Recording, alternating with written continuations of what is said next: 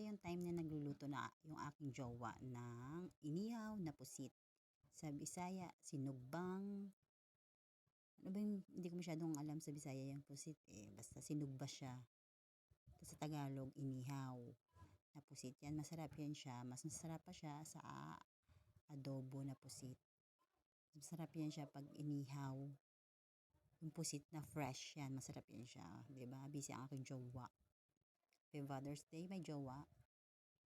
Ito na po yung kakain na kami for lunch. Kakain kami nito tapos syempre magsi-selfie muna kami para may remembrance kami lahat.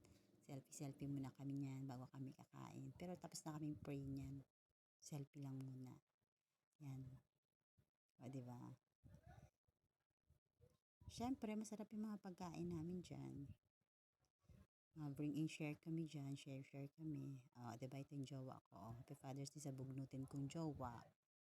Kain tayo. Kain tayo. Together. Sa mga pamilya niya. Pamilya namin. Side ng jowa ko yan. Mga kasama namin.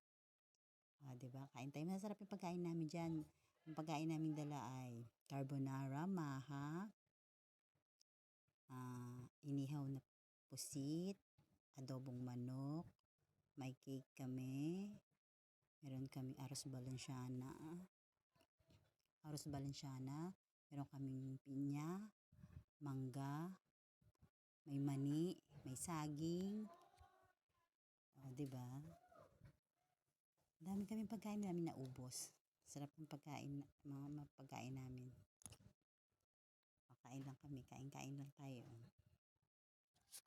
At ito naman, naliligo yung mga bata. Yan, 4 sila, 2 magkapatid. Ay, 3 magkapatid sila at isa yung anak ko.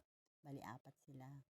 Natuwa ako kasi nga, yung anak ko yung sinakyan ng pinsan niyang lalaki. Kasi yung pinsan niya, mas malaki siya, mas mataba siya. Kaya hindi pwedeng siya yung magpapatong. Kaya siya na lang pinatungan, di ba? 3 yan silang magkapatid, tapos yung isa naman yung anak ko. Nakakatuwa kasi nga lumalaban sila, kahit naman malaki na yung ate nila, labanan niya pa rin. Lumalaban pa rin sila. Di ba? Ang saya. Sarap maging bata. Sobrang sarap maging bata.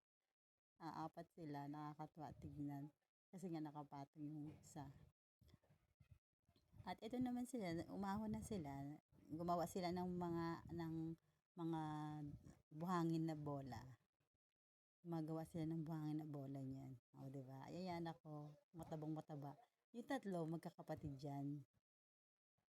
Silang 3 magkakapatid. Yung isa naman yung dun yun yung panganay ko.